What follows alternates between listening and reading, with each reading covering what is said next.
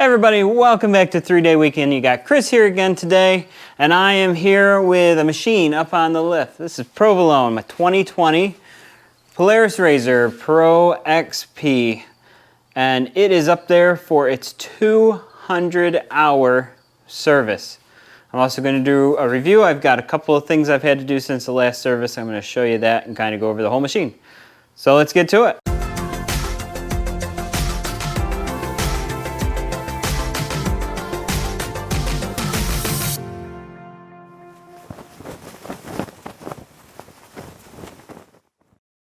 For the review part, this machine, it's 2 years old now. Like I said, 200 hours. It's a little shy of 2,000 miles on it, and it's just been awesome. I have zero regrets buying this machine. Absolutely love it.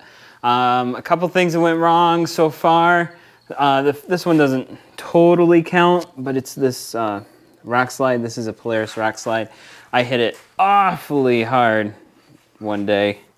I landed the whole machine right on it, and it bent, and right here, and it bent the whole bar. See how this is kind of up versus the other side is nice and straight. Yeah, so that's pretty bent up. This side's holding up pretty good. Looks like I got a little bit of something right there. But that's it for that. It sounded like a lumber cart riding down the trails. That was from the front and rear sway bars. If you haven't checked it out, I have another video dedicated to the sway bars, the bushings, replacing those. Let's see, steering. I had a little bit of an issue in one of my earlier videos. I showed you this joint right here was a little bit loose from the factory. And now I've got another something.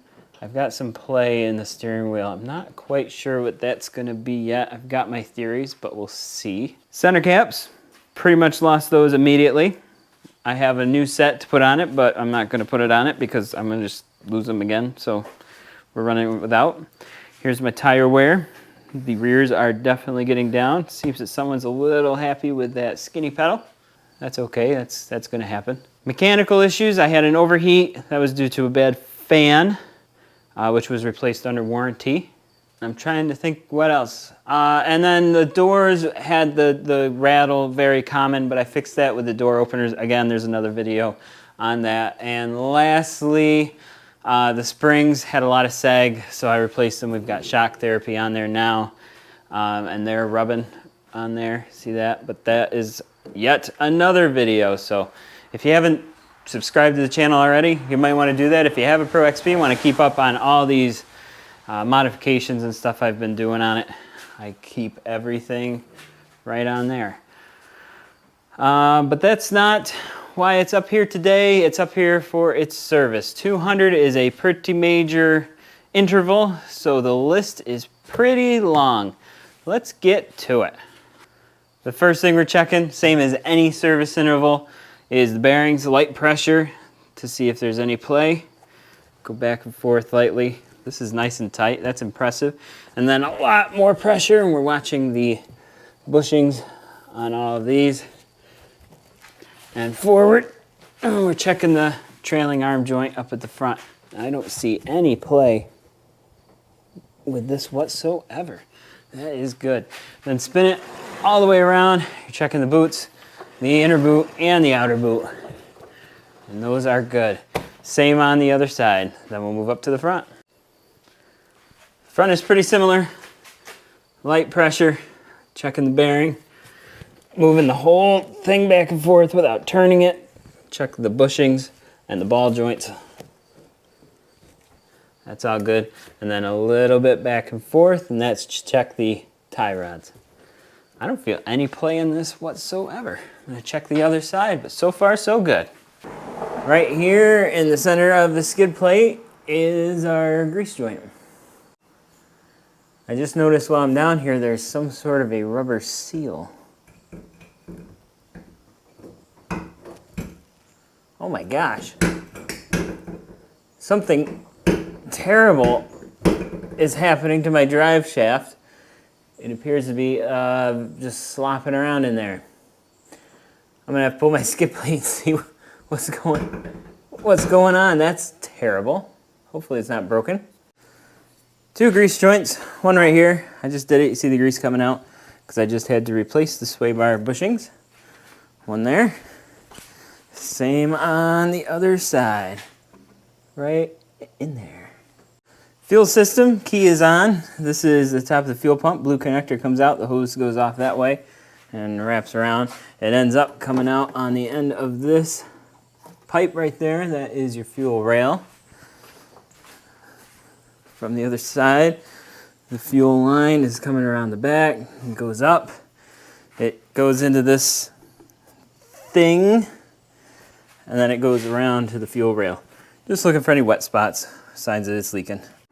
Engine breather, that starts up here on this side. Checking the frog skin, make sure there's no tears or anything, it's not clogged up. Air pipe comes down and goes into the air filter box up there. After the air filter box, it comes out and goes down to the turbocharger there. Nothing loose, it's nice and tight, so we're in good shape there. Yeah, something is messed up with my drive shaft. Shouldn't have that play into it. That'll be fun to figure out. I'm wondering if I just have a bad carrier bearing. Can't tell from here, gonna have to drop the skid plate, and of course I've got it on the lift by the skid plate, so I've got to redo that. Yay! Next up though is the throttle cable, or throttle pedal. There is no throttle cable. Just push that down. It should be nice and smooth, no sticking, no binding. If it does, replace it. There is no cable, it's just mounted to the firewall, so if it's binding or sticking, it's the pedal itself. Back on the machine, looking for coolant. It should be up to that line. Mine is just a little bit low.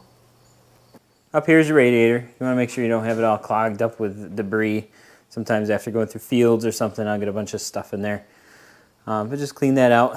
And then I use a garden hose and rinse that out. You don't want to use a pressure washer because you don't want to bend any of your fins. But a nice garden hose, you can flush that out. You'd be surprised how much mud and stuff will come out of there. Hoses, coolant hoses, oil hoses, anything like this. You're looking for a wet spot. See, this would be kind of like a wet spot, but that's grease from doing the sway bar bushings.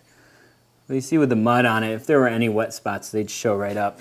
Obviously, I can't see them underneath until I pull the skid plate off, but then they come out here and they go up both sides of the radiator and all that. But so far, it looks like everything is good. Engine mounts, they're right here. You're supposed to inspect them and make sure they are tightened to torque.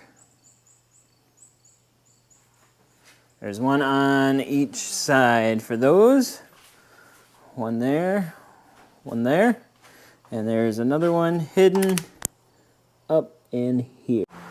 Exhaust pipe and muffler, inspect it. Comes out of the turbocharger, goes this way. Goes through your muffler, aka silencer, and then it comes out here. Yep, that all looks good. Front wheel bearings. I don't know why it says just the front. You would think it'd want both. But I am going to take that apart. You check for play. I showed you, just moving it back and forth, and there isn't any. But I am going to pop the wheels off and grease them. Definitely worth doing on this service interval. Same with the rear. And while I'm at it, I'm going to pop these rear axles out completely and lubricate in there so they don't get seized up, because they were seized up a while ago when I was changing something out here. I don't remember what. Shocks, supposed to check those, make sure they're not leaking. And those all are in good shape. I just did the shock therapy not too long ago. One pointer we've had with these. Move this up because these tend to hold in nastiness, and I had a buddy who's rusted a little bit underneath these little bushings, so pry those up if you can. Just make sure they're nice and clean. Rinse them out, you know, that kind of a thing. Brake fluid, you check that right here. There's a max line, a min line. You want to make sure it's in the middle. And every 2 years you're supposed to flush that out. You can either do it with a vacuum one and pull them out through the bottom, or get a friend and you can just fill it and bleed them through. Takes a little bit longer, but either way will work. Spark arrestor, that's in here. There's a screw that holds this whole thing in, a little bolt. I'm going to spray this with PB Blaster and probably hit it tomorrow, just because I don't want to break that off. And it is pretty rusty, if you can't see that. There you go. Not good. Cam chain tensioner. That's hiding back behind there. It's that guy. We're supposed to remove that and make sure it slides in and out. Obviously, I've taken the wheels off because we need to check the brakes. And they are metal on metal. There's nothing left there. It's touching there. This one's the same. Definitely metal on metal. And they weren't last time, but I think I remember them getting pretty low. So it's gonna need a brake job. Oh, that one's got a little bit of pad left in there. Check this other one. Oh, that is thin.